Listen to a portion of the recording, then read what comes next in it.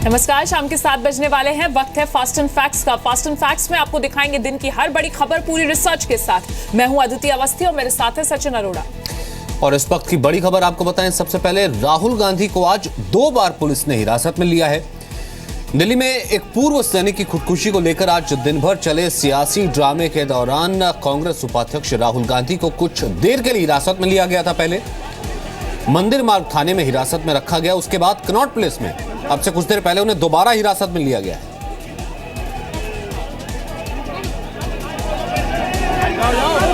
हालांकि कांग्रेस कार्यकर्ता बड़ी संख्या में मौजूद थे, इससे पहले भी मौजूद थे। आज हॉस्पिटल पहुंचे थे राहुल गांधी, साथ में ये ज्योतिरादित्य सिंधिया मौजूद है। इनका ये कहना है कि पुलिस ने इनके साथ धक्का मुक्की भी की है। साथ में गुलाम नबी आज़ाद भी मौजूद थे। इससे पहले आज दोपहर को वो पूर्व सैनिक जिसने खुदकुशी की थी, उनके परिवार से मिलने की कोशिश कर रहे थे, तभी पुलिस ने रोका था, तब यह हंगामा हुआ था। कनॉट प्लेस पुलिस स्टेशन के बाहर अफरा तफरी का माहौल है। लगातार पुलिस एक एक करके कांग्रेस के नेताओं को हिरासत में ले रही है। पहले समझाने की कोशिश की गई है, लेकिन जो नहीं समझ रहा उनको एक एक करके देख रहे हैं आप। वहाँ ज्योतिरादित्य सिंधिया हैं, उनको धक्का मुक्की करके पुलिस ले गई है। अब उनको पहले हिरासत में लिया जा रहा है। यहाँ गुलाम नबी आज़ाद है, उनको भी समझाने की कोशिश की जा रही है कि वो भी यहाँ जगह छोड़े, वरना पुलिस उनको हिरासत में लेगी। गुलाम नबी आज़ाद के जो सुरक्षा कर्मी उनके बीच देखिए, गुलाम नबी आज़ाद से बातचीत करके उनको भी हिरासत में ले जाने की कोशिश की जा रही है। यहाँ देखिए आप, धक्का मुक्की शुरू हो गई है। राहुल गांधी यहाँ पहुँच गए। राहुल जी क्या कर रही है पुलिस?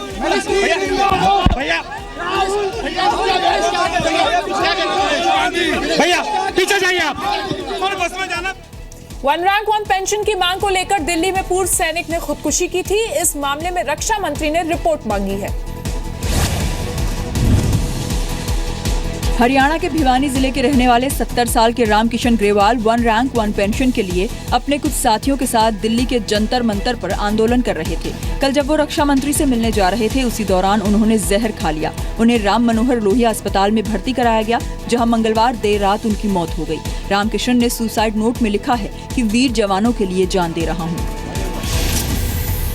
सर, उनको ये मिलने नहीं दिया जा रहा, उनकी मांगे नहीं पूरी हो रही थी, तो उन्होंने भावुकता में ये देश के प्रति ये कदम उठा लिया।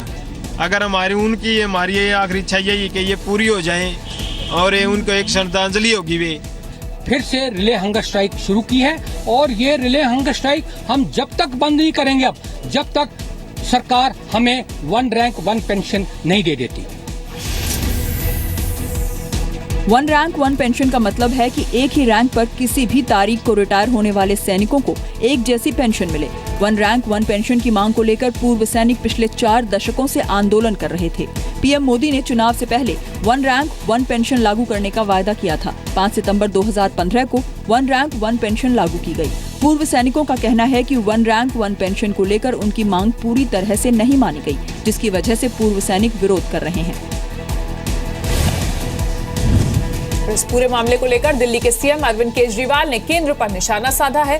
केजरीवाल के मुताबिक वन रैंक वन पेंशन को लेकर मोदी सरकार झूठ बोल रही है। अगर वन रैंक वन पेंशन लागू की गई होती तो रामकिशन ग्रेवाल खुदकुशी नहीं करते। सीमा पर पाकिस्तान की गोलीबारी के जवाब में बीएसएफ ने पाक रेंजर्स के 14 पोस्ट को तबाह कर दिया है। आज बीएसएफ ने अपनी कार्रवाई का वीडियो जारी किया। ये वीडियो मंगलवार का है। पाकिस्तान की फायरिंग में 8 नागरिकों की मौत के बाद बीएसएफ ने करारा जवाब दिया। बीएसएफ ने एक एक कर पाकिस्तान रेंजर्स की 14 चौकियों को तबाह कर दिया। भारत की कार्रवाई में 2 पाक सैनिक भी मारे गए। उनको जो है पूरी तरह से उनकी सभी पोस्टों पर जहां से हमारे सामने फायर आया है उन्हें नुकसान हुआ है। जहां पर हम पूरी तरह से आश्वस्त हैं या जानते हैं कि इन पोस्टों में पूरी तरह से भरपूर नुकसान दिया गया है, उनकी संख्या 14 है। हमने जवाब दिया है कि और उससे पाकिस्तान में भी काफ़ी नुकसान हुआ है, और लेकिन उसको ये अपने लोगों की अपने जो है उसमें क्या होता है उसकी परवाह नहीं है। वो तो एक बखलाया हुआ जैसे होता है, जो ऐसे जैसे जो है जख्मी सांप होता है, इस प्रकार की जो बिहेव कर रहे हैं। जम्मू कश्मीर के हालात को लेकर पीएम ने आज हाई लेवल मीटिंग बुलाई। रक्षा मंत्री मनोहर पर्रिकर, गृह मंत्री राजनाथ सिंह, राष्ट्रीय सुरक्षा सलाहकार अजीत डोवल की मौजूदगी में पाकिस्तान की तरफ से की जा रही फायरिंग पर चर्चा हुई। 29 सितंबर को भारत की सर्जिकल स्ट्राइक के बाद से पाकिस्तान बौखलाया हुआ है। सर्जिकल स्ट्राइक के बाद से अब तक पाकिस्तान करीब 70 बार सीज फायर तोड़ चुका है। पाकिस्तान की फायरिंग में बीएसएफ और सेना के 10 जवान शहीद हो चुके हैं। भारत की जवाबी कार्रवाई में पाकिस्तान के 15 से ज्यादा जवान मारे जा चुके हैं। जम्मू के बालाकोट और मेंढर सेक्टर में आज भी पाकिस्तान की तरफ से गोलीबारी की गई।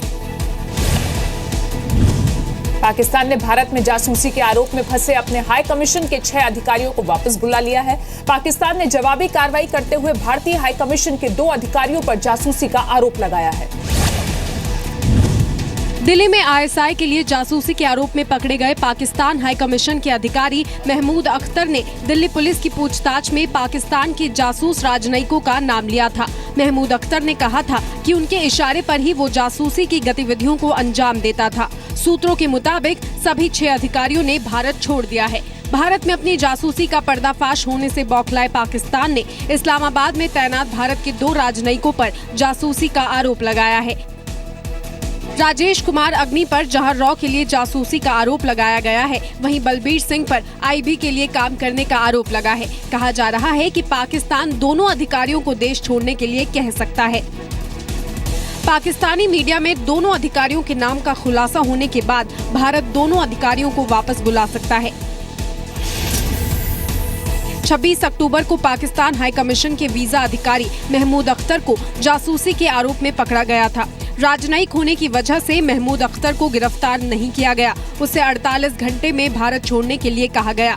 महमूद अख्तर से पूछताछ के बाद भारत में उसके 4 साथियों को गिरफ्तार किया गया। इनमें समाजवादी पार्टी के सांसद मुनव्वर सलीम का पीए भी शामिल है। महमूद अख्तर के पकड़े जाने के बाद भी पाकिस्तान ने भारत के एक राजनयिक सुरजीत सिंह को देश छोड़ने के लिए कहा था। मध्य प्रदेश के मुख्यमंत्री शिवराज सिंह चौहान ने आज भोपाल सेंट्रल जेल का मुआयना किया। मुख्यमंत्री शिवराज सिंह चौहान आज सुबह अचानक भोपाल जेल में सुरक्षा का जायजा लेने पहुंच गए। उनके साथ जेल विभाग के अधिकारी भी थे।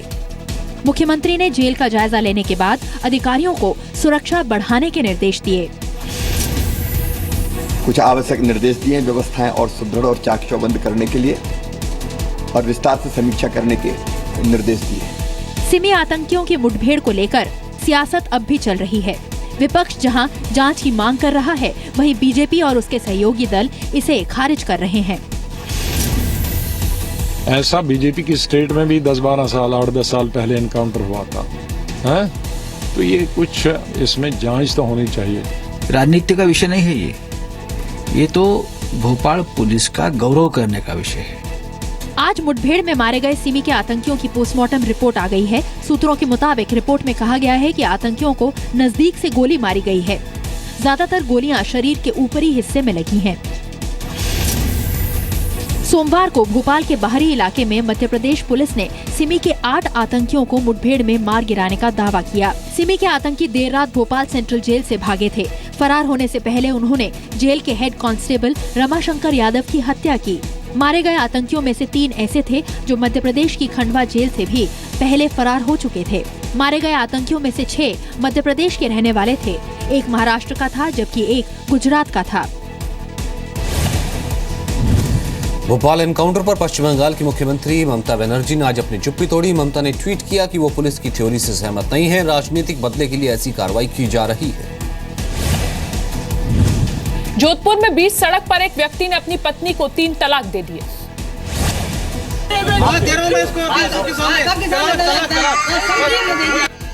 जोधपुर के इरफान ने 11 साल का रिश्ता महज 3 सेकंड में तोड़ दिया। 2005 में फराह के साथ इरफान की शादी हुई थी। शादी के 7 साल बाद एक बेटी हुई, लेकिन बेटी होने से इरफान नाराज था। उसे चाह थी बेटे की। बेटी पैदा होने के बाद दोनों के बीच झगड़ा होने लगा। कुछ महीने पहले उसने पत्नी को घर से बाहर कर दिया और कल जब फराह वापस ससुराल आई तो इरफान ने बीच सड़क पर पत्नी को तलाक दे दिया। और घर में मेरे से रोज झगड़ा करती थी, मुझे मारती थी, कई बार मेरे पेट में लातें मारी है। उसके मेरे पास सबूत पड़ा है उसका। और मैं माँ बाप से ही बात नहीं करती थी, मेरी बहन से ही बात नहीं करती थी। मैं आई और मेरे हस्बैंड ने सड़क पे खड़े होकर तलाक बोल दिया, जबकि ऐसे होता नहीं है। तो उसने जो तलाक दी उसको आप मानती हैं? नहीं मानती। तलाक देने के पीछे कारण क्या रहा? लड़की, हाँ बस लड़की होना। 3 तलाक के खिलाफ मुस्लिम महिलाएं लंबे समय से आवाज उठा रही हैं। इसके खिलाफ सुप्रीम कोर्ट में अर्जी दायर की गई है। केंद्र सरकार ने सुप्रीम कोर्ट में ट्रिपल तलाक का विरोध किया है। सरकार ने ट्रिपल तलाक को महिलाओं के संवैधानिक अधिकार के खिलाफ बताया। भारतीय मुस्लिम महिला आंदोलन के मुताबिक 90% मुस्लिम महिलाएं 3 तलाक के खिलाफ हैं। सऊदी अरब, पाकिस्तान और इराक जैसे मुस्लिम देशों में भी ट्रिपल तलाक पर पाबंदी है। हालांकि all India Muslim personal law board 3 तलाक को सही बताता है। उसने सरकार से कहा है कि वो मुसलमानों के पर्सनल लॉ में दखल न दे। राजस्थान के उदयपुर में ड्रग्स की बड़ी खेप जब्त की गई है। अंतर्राष्ट्रीय बाजार में इसकी कीमत करीब 3000 करोड़ रुपए बताई जा रही है। उदयपुर के कलड़वास इलाके की फैक्ट्री से डीआरआई और सेंट्रल एक्साइज की टीम ने 23.5 मीट्रिक टन ड्रग्स जब्त किया है। नशीली दवा की इतनी बड़ी खेप को रखने के लिए 3 कंटेनर मंगाए गए हैं, जिनमें भरकर इन्हें बीएसएफ को सौंप दिया जाएगा। पूरी कार्रवाई में 5 से 6 दिन का वक्त लगा। ड्रग्स रैकेट में अब तक 5 लोगों को गिरफ्तार किया गया है, जिनमें रैकेट का मास्टरमाइंड सुभाष दुधानी और उसका भतीजा रवि दुधानी शामिल है। ये हम मानते हैं कि सबसे बड़ी सीजर है हिंदुस्तान में, और ये ड्रग्स जा रहे थे मोज़म्बिक या साउथ अफ्रीका के लिए, यही हमारा अंदाज़ा है। वैल्यू अंदाज़न अगर 10,000 रुपये पर केजी का लिहाज से देखेंगे तो करीब 2300 करोड़ का वैल्यू हो जाता है। छापे के दौरान प्रतिबंधित ड्रग्स मैंड्रेक्स की 2 करोड़ से ज्यादा गोलियां बरामद हुई। जब्त ड्रग्स को अफ्रीका के देश मोजाम्बिक भेजे जाने की तैयारी हो रही थी। ड्रग्स रैकेट का सरगना सुभाष दुधानी दुबई में रहता है। भारत में उसका भतीजा रवि दुधानी काम संभालता था। ड्रग्स रैकेट चलाने वाले सुभाष दुधानी के बारे में कहा जाता है कि वो फिल्म प्रोड्यूसर भी है। दिल्ली के शाहदरा इलाके में आज सुबह एक इमारत में भीषण आग लग गई। 3 लोगों की मौत हो गई, जबकि 10 लोग घायल हो गए। हादसा शाहदरा के मोहन पार्क इलाके में हुआ। 4 मंजिला इमारत में 8 परिवार रहते थे। नीचे पार्किंग थी, जहां ई रिक्शा की बैटरी चार्ज की जाती थी। कहा जा रहा है कि बैटरी चार्ज करने के दौरान सुबह 3:30 बजे के करीब शॉर्ट सर्किट की वजह से आग लग गई। आग पर काबू पाने में फायर ब्रिगेड की गाड़ियों को काफी मशक्कत करनी पड़ी।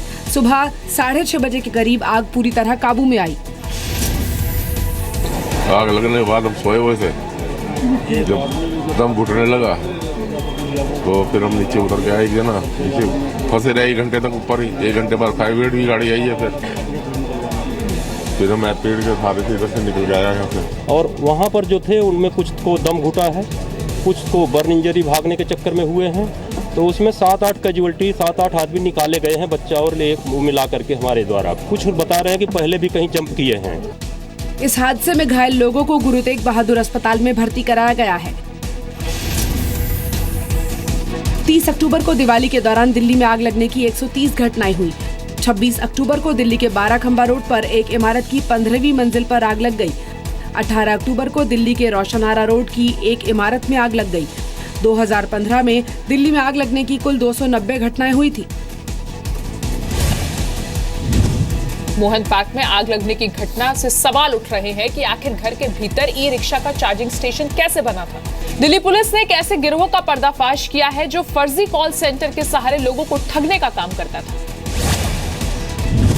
साउथ दिल्ली के मेहरौली इलाके में पुलिस ने 3 आरोपियों को गिरफ्तार कर फर्जी कॉल सेंटर का पर्दाफाश किया। गिरोह के पास से 210 सिम कार्ड, करीब 4.5 लाख रुपए और 9 मोबाइल फोन बरामद हुए हैं। ये गिरोह कॉल सेंटर से फोन करके लोगों के क्रेडिट और डेबिट कार्ड की जानकारी जुटाता था। इसके बाद वो ई वॉलेट का इस्तेमाल कर अपने अकाउंट में उनका पैसा ट्रांसफर कर लेते थे। इनका सिस्टम समझ में ये आया कि ये पहले कॉल सेंटर में काम करते थे। ये सारे लोग वहाँ से नौकरी छूटने के बाद इन्होंने अपना एक गिरोह बनाया। कॉल सेंटर से फोन करके लोगों के कार्ड का सीवीवी नंबर और 1 टाइम पासवर्ड पता किया जाता था। ग्राहकों के खाते से पहले इलेक्ट्रॉनिक वॉलेट में पैसा ट्रांसफर किया जाता था। फिर गिरोह के सरगना प्रकाश के खाते में गिरोह के पास से जो सिम मिले हैं वो पश्चिमी उत्तर प्रदेश के पतों पर जारी किए गए हैं। पुलिस अब ये पता लगा रही है कि फर्जी कॉल सेंटर गिरोह अब तक कितने लोगों से धोखाधड़ी कर चुका है। गिरोह का एक बदमाश अब भी फरार है।